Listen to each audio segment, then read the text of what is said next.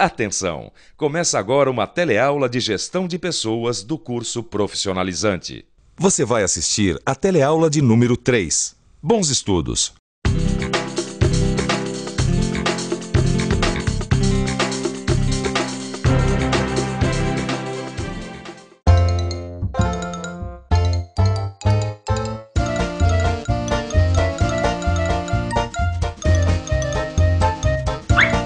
Sabe o que eu tenho dentro dessa esfera aqui? Eu vou dar umas dicas.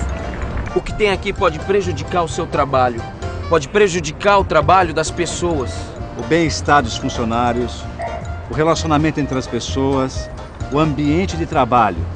Pode prejudicar os clientes da empresa, o meio ambiente, pode prejudicar a sociedade. Você tem alguma ideia do que seja?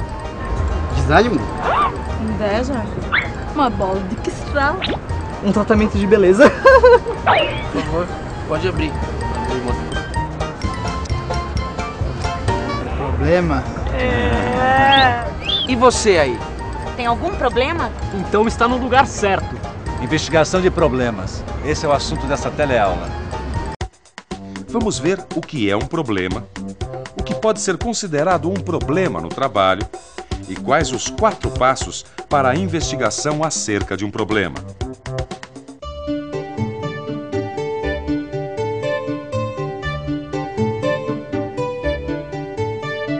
Você tem algum problema no seu trabalho? O problema no meu trabalho é o perigo das ruas. Na verdade eu não tenho problema, tem pessoas problemáticas no meu trabalho.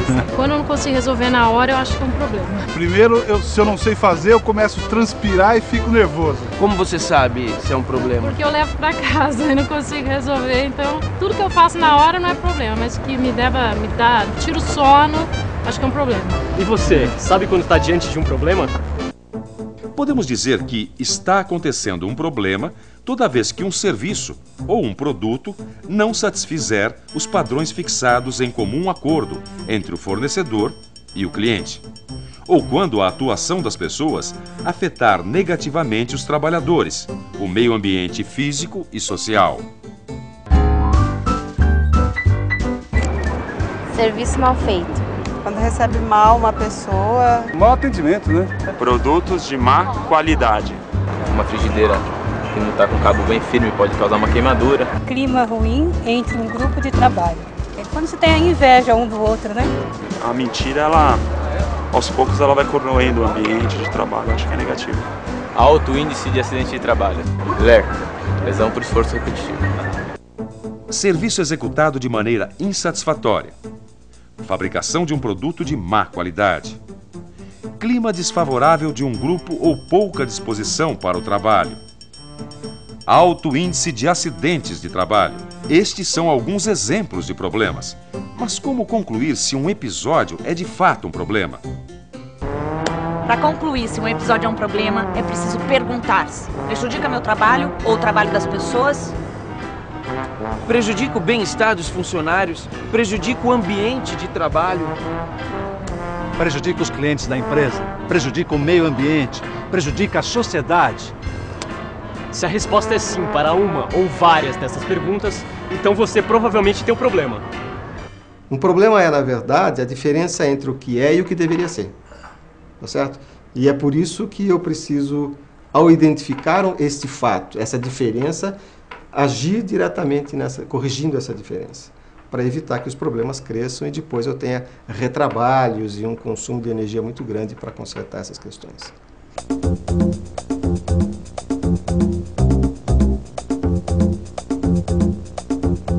Judite é gerente de produção de uma confecção, um ramo de atividade de alta competitividade, e está enfrentando vários problemas relacionados às quebras de máquinas. O que fazer? Já Carlos é gerente de uma loja de autopeças, um negócio com um grande movimento de clientes. E ele está enfrentando alguns problemas relacionados ao atendimento destes clientes. O que fazer? Qualquer que seja o ramo de atividade, para a investigação acerca de um problema, 4 passos devem ser seguidos. Vamos então ao passo 1. Passo 1. O que está ocorrendo? Você manda uma forma de comunicação, que é uma comunicação técnica, que seria por e-mail, formalizando, e você não tem um retorno do e-mail que você mandou. Meu líder, eu acho que ele tinha autoritarismo por um certo medo de lidar comigo. Ele pegava e escrevia bilhetes e colocava na minha mesa, sendo que ele estava a poucos passos de distância, né? Existe a passagem de plantão entre os enfermeiros, né? E por inúmeros motivos, pode ser até pela sobrecarga, algumas informações deixam de ser dadas ou esquecidas. O problema maior que eu enfrento é falta de tempo para executar tudo que deve ser executado, todas as funções necessárias. O que está acontecendo? É o melhor começo para uma investigação, saber o que está acontecendo. O passo 1 é exatamente esse: descrever o incidente que indica a existência de um problema. Ou seja, perceber o fato que denuncia que alguma coisa não está sendo feita como deveria. Vamos pensar um pouco. O que está acontecendo na confecção onde Judite trabalha? Que incidente ou fato mostra que alguma coisa não está sendo feita como deveria? O que está fazendo Judite perder o sono são as quebras frequentes de equipamentos. E no caso de Carlos e seu trabalho na loja de autopeças? O que é que mostra que algo não vai bem? A fila no caixa, claro. Os clientes estão esperando muito tempo para pagar. Este é o sinal, e não é um bom sinal. A demora no atendimento dos clientes, a transmissão incorreta de informações de um setor para o outro e instalações com higiene precária são alguns exemplos de sinais de que alguma coisa não está sendo feita como deveria. Quando um fato que indica o problema é ignorado, na verdade, as pessoas estão perdendo uma grande oportunidade de trabalhar o problema no seu nascedouro. Não existem soluções de gaveta, né? Eu coloco o problema dentro da gaveta e o problema se resolve por si, tá certo? Quer dizer, os problemas precisam ser trabalhados para serem solucionados. E quanto mais eu deixo o tempo passar e ignoro o fato que identifica o problema, maior vai ser o problema que eu vou ter que trabalhar na sequência. Hora do passo número 2 da investigação. Passo 2. Quando está ocorrendo? Esse problema na passagem de plantão, ele é frequente. Os atrasos acontecem com bastante frequência e sempre quando há alguma reunião gerencial eu exponho esse problema. A comunicação por recados era praticamente diária mesmo, né? Ele, assim, é sempre que tinha um problema. Quando está ocorrendo esse fato que indica que alguma coisa não vai bem? Passo número 2 da investigação.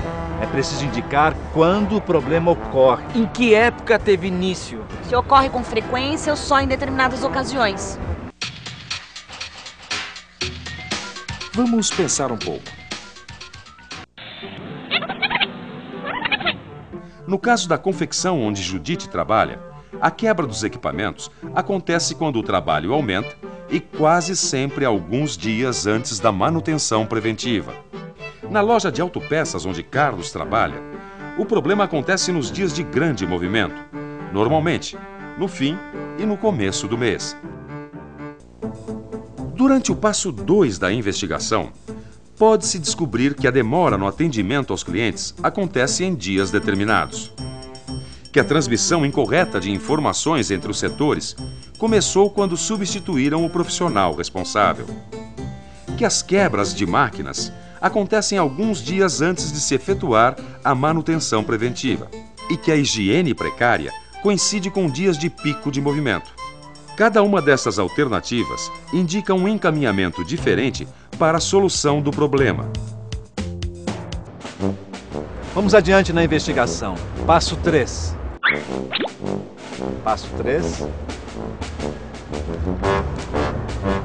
Como está ocorrendo? Eu levo o problema interno para a minha área. Essa área depende de um outro departamento em que chega a informação e essa informação não volta para o ponto que é reclamante, que no caso fui eu. Muitas vezes a comunicação é deficitária, gerando esquecimento de algum exame. Isso pode acarretar para que não faça o exame naquele dia.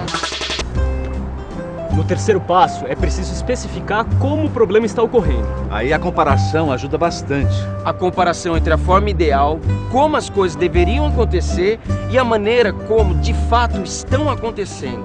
Essa comparação permite chegar a alguns indícios das causas dos problemas.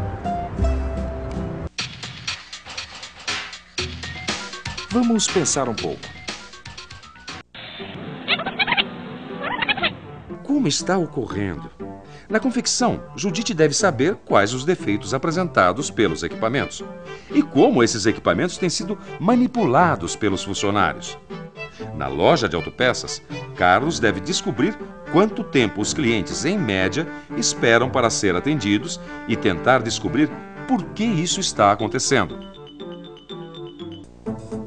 Nos nossos exemplos, o passo 3 da investigação é a hora de saber quanto tempo os clientes esperam para ser atendidos.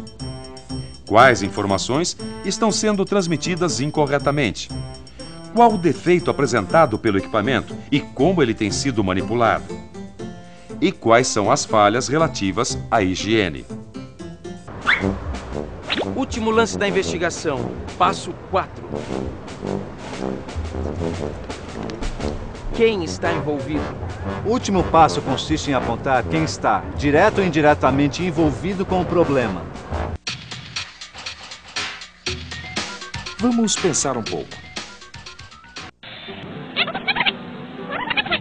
No caso da confecção onde Judite trabalha, os responsáveis pela manutenção das máquinas e os funcionários que operam as máquinas são os envolvidos. Na loja de autopeças, onde o Carlos trabalha, as filas no caixa envolvem os funcionários do caixa, é claro, e também os atendentes que preenchem os pedidos que são processados nos caixas. Não é possível propor uma solução antes de proceder a uma investigação, porque a investigação vai proporcionar uma análise, ou seja, um levantamento de algumas necessidades que essa organização tem, e só a partir daí eu consigo realmente trabalhar com esses resultados. Agora a bola da vez é a revisão. E atenção, se liga aí que é hora da revisão. Na teleaula de hoje, aprendemos o que é um problema e o que deve ser considerado um problema no trabalho. Vimos que para investigar um problema, 4 passos devem ser seguidos. O que está ocorrendo? Quando está ocorrendo? Como está ocorrendo? E quem está envolvido? O que tem aí dentro? É a solução dos problemas? Não, a solução dos problemas é assunto para a próxima teleaula. Agora a bola está com você. Bons estudos e até a próxima.